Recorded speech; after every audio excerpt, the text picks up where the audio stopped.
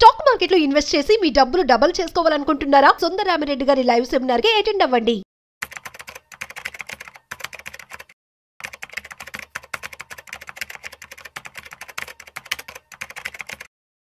నమస్తే, welcome back to Suman TV. Present మనతో పాటు ఉన్నారు స్టాక్ మార్కెట్ అనలిస్ట్ సుందరరామిరెడ్డి గారు.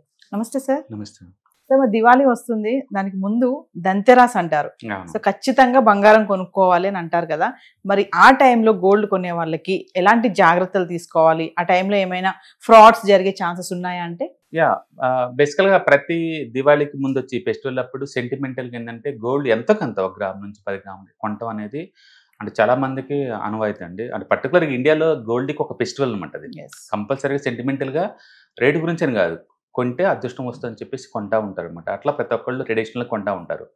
ఈసారి గోల్డ్ చాలా ఆల్ టైమ్ హైలో ఉంది. ఈరోజు 1,00,000 ఆల్మోస్ట్ 20 దాటేసింది అంతుంది. కాబట్టి బట్ స్టిల్ కొనేవాళ్ళు కొంటారనమాట. ఎందుకంటే ఆ రోజు కొంటాం అనేది ఒక సంప్రదాయం కాబట్టి అది కొంటా ఉంటారు.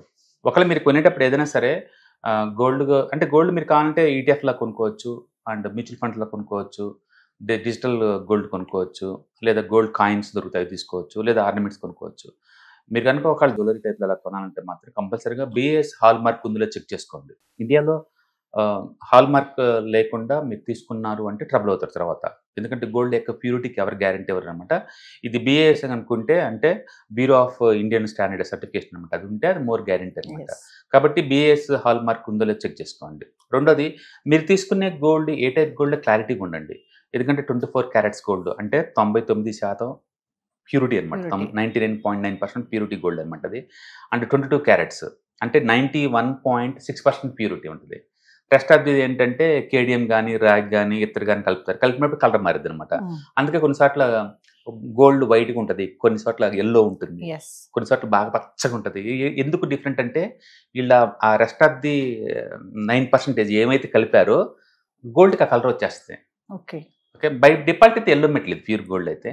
బట్ ఆటోమేటిక్ సెట్ అవ్వదు కాబట్టి దాని స్ట్రెంత్ కోసం వేరే మెటల్ కలుపుతారనమాట. సో మీరు 22 క్యారెట్స్ గోల్డ్ అడుగుతున్నారంటే మీరు 91.6% ప్యూరిటీ గోల్డ్ అడుగుతున్నారు. అంటే 18 క్యారెట్స్ గోల్డ్ అంటే 75% గోల్డ్ ఉంటుంది, రెస్ట్ ఆఫ్ ది ప్యాక్ ఏమో వేరే మెటల్ ఉంటుంది. అంటే 14 క్యారెట్స్ గోల్డ్ అంటే రీసెంట్గా ఈవెన్ 9 క్యారెట్స్ గోల్డ్ కూడా వచ్చేసింది అనమాట. అందుకని మీరు తీసుకునేటప్పుడే క్లారిటీగా ఉండండి మీరు ఏ టైప్ గోల్డ్ కొంటున్నారు అనేది. దాంట్లో ఉన్న గోల్డ్ యొక్క క్లారిటీ మీకు అర్థం అవుతుంది అనమాట. ఓకే, అంటే చాలాసార్లు మేము ఆర్నమెంట్ కొన్నా ఉంటారు, బట్ ఇది చూసుకోరంటే ఎన్ని క్యారెట్స్ అనేది. అమ్మేటప్పుడు మాత్రం అవసరం జాగ్రత్త చెక్ చేసుకుంటారు కాబట్టి ఇష్యూస్ రాకుండా ముందు చెక్ చేసుకోండి. మూడోది, మేకింగ్ ఛార్జెస్ మీద కొనేయండి. చాలా మంది ఏంటంటే హిడెన్ ఛార్జెస్ లో ఉంచుతారు, కామ్గా తీసుకున్న తర్వాత చెప్తారన్నమాట ఇంత. అంటే ఈ యావరేజ్ మీద అయితే ఏంటంటే ఎనీవేర్ బిట్వీన్ 5 to 25% దాకా ఉంటుంది అది.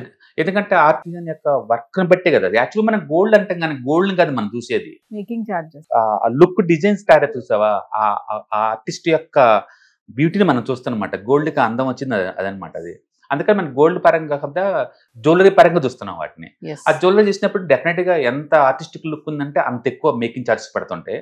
తక్కువ అంటే 5 ఉంటుంది, ఎక్కువ అంటే ఆల్మోస్ట్ 25% దాకా ఉంటుంది. బెస్ట్ ఏంటంటే ఎప్పటికైనా బిలో 10% ఇలా చూసుకోండి. మరి టూ మచ్గా పెట్టం అక్కడ, రేపు మళ్ళీ మార్చినప్పుడు అది అంత వేస్ట్ అయిపోద్ది. సొంతకి ఎంత తక్కువ మేకింగ్ ఛార్జెస్ ఉంటే మీకు అంత బెటర్. అందుకని 2-3 షాపులు తిరగండి, ఎక్కడైతే మేకింగ్ ఛార్జెస్ లెస్ ఉంటే అక్కడ చూసుకోండి. అండ్ వెయిట్ చూసుకోండి మీరు కంపల్సరీగా వచ్చేటప్పుడు. అండ్ బిల్ తీసుకోండి. చాలా మంది 3% GST పడుతుంది బిల్ తీసుకుంటే. మాకు అవసరం లేదండి అంటారు.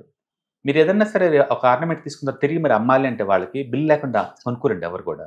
ఈవెన్ 10 years తర్వాత 20 years తర్వాత మీరు దాన్ని అర్జెంట్ డబ్బులు అవసరం అమ్మాలి అనుకున్నారు అనుకోండి, ఎవరు పడితే వాళ్ళు తీసుకోరు. ఇప్పుడు జాయ్ ఆల్కాస్లో నేను కొన్నాను అనుకోండి, వాళ్ళే తీసుకుంటారు. దీన్ని తీసుకెళ్ళి నేను కళ్యాణ్ జ్యువెలరీ అమ్మాలంటే వాళ్ళు తీసుకోరు. అందుకని మీకు పొద్దుపని GST 3% అయినా సరే మోర్ క్లారిటీకి వస్తారు. పొద్దున ఏదైనా ఇష్యూస్ వచ్చినా వాళ్ళతో మనకి డిస్ప్యూట్స్ ఏమైనా వచ్చినా సరే వాళ్ళని ఛాలెంజ్ చేసే పద్ధతి ఏంటంటే బిల్ చేతిలో ఉంటుంది. అందుకని 3% GST కోసం ఇది అయిపోయి మీరు బిల్ తీసుకోకుండా మాకండి. ఓకే, కంపల్సరీగా బిల్ తీసుకోండి. అంటే మోర్ ట్రస్టెడ్ జ్యువెలరీ చూసుకోండి, కొత్త జ్యువెలరీ బొమ్మకండి. అంటే బ్రాండెడ్ అయితే అన్ని యూనిఫామ్గా ఉంటాయి అనుకోండి, లేదా మన ఫ్యామిలీ తెలిసిన వాళ్ళు ఉంటే వాళ్ళ అట్లా అనమాట. మొత్తం ట్రస్టెడ్ జ్యువెలరీ దగ్గర తీసుకోండి. సో అట్లా మీరు ఏదన్నా గోల్డ్ తీసుకున్నప్పుడు ఒకటి హాల్ మార్క్ ఉందా లేదా, ఎన్ని క్యారెట్స్ గోల్డ్ కొంటున్నాం ఎగ్జాక్ట్లీ, 22నా 18నా 14నా 9 అనేది అది క్లారిటీ ఉండాలి. మేకింగ్ ఛార్జెస్ వీళ్ళు ఎంత తీసుకుంటున్నారు ఇదొకటి. అంటే 4th వన్ ట్రస్టెడ్ జ్యువెలరీ మనకు కాదనేది. నెక్స్ట్ వెయిట్ చూసుకొని బిల్ కరెక్ట్గా ఉందా లేదా. ఈ 5 కనుక మనం పాటించడం వల్ల అండ్ సాధ్యంత వరకు మనం ప్రార్థించుకోవచ్చు. ఏదైనా సరే మీరు జ్యువెలరీ తీసుకునేటప్పుడు మనం ఒకళ్ళు కాకుండా మన తెలిసిన వాళ్ళు ఇద్దరు ముగ్గురు తీసుకెళ్తాం కాబట్టి ఎవరికి ఒక ఐడియా ఉంటుంది. ఇలాంటి పెద్ద మొత్తంలో కొనేటప్పుడు ఎక్స్పీరియన్స్ పర్సన్ పక్కన పెట్టుకుని పోవటం మనకు బెటర్. మనకు లేని ఐడియాస్ వాళ్ళు ఇస్తుంటారు కాబట్టి క్లారిటీ ఉంటుంది. డిజైన్ ఎక్కువ ఉంటే దానికి మేకింగ్ చార్జెస్ ఎక్కువ ఉంటుంది కదా? డెఫినెట్గా ఉంటుంది. ఎందుకంటే ఆర్టిజన్స్ వాళ్ళు ఖాళీ ఫ్రీగా ఉంటారు కదా, వాళ్ళ వల్ల కదా లుక్ వస్తుంది.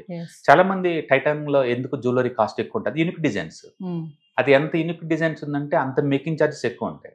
ఎందుకంటే గోల్డ్ అనేది రా మెటీరియల్ వాళ్ళని కొనాల్సిందే, అందులో వాళ్ళకి మిగలవు. ఓన్లీ జస్ట్ ఆ డిజైన్ డెవలప్మెంట్లోనే వాళ్ళు మిగులుతాయి అనమాట. అందుకని అటు ఖర్చు ఉంటుంది. అంటే తక్కువ అంటే 3 to 5% దాకా ఉంటుంది, ఎక్కువ అంటే 25 దాకా కూడా వేస్తారు. 25 దాకా కూడా. అందుకే మీరు ఫ్రీక్వెన్సీగా జ్యువెలరీని మార్చకూడదు. ఫ్రీక్వెన్సీ మార్చి కొద్దీ ఇబ్బంది. చాలామంది అనుకుంటారు మనం గోల్డ్ అనగానే ఆర్నమెంట్స్ వస్తాయేమనుకుంటారు. అట్లా రావండి. గోల్డ్ అంటే రా మెటీరియల్, అది plus making charges plus GST is equal to me rate అండి అది. ఓకే. అండ్ మేకింగ్ ఛార్జెస్ ఈజీగా ఒక 3 to 5 రూపీస్ దాకా ఉంటుంది. 100 రూపాయలు గోల్డ్ అనుకోండి ఎగ్జాంపుల్, ఆ 3 to 4 రూపీస్ దాకా గోల్డ్ ఉంటుంది.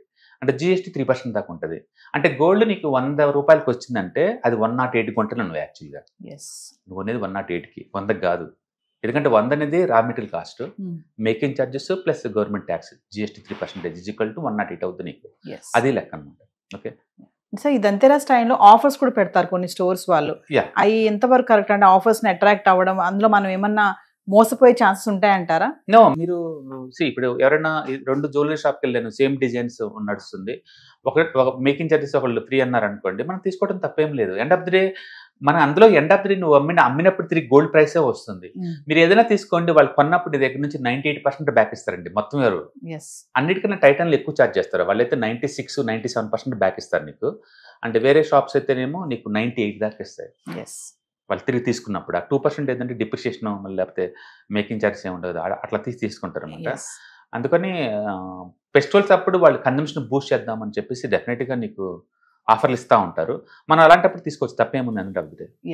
అదే జ్యువెలరీ షాపు, అదే గ్రామ్స్ వెయిటేజ్ ఉన్నది మామూలు టైంలో పోల్చుకొని డెఫినెట్గా అలాంటి ఫెస్టివల్ టైంలో మనకు తగ్గిద్ది.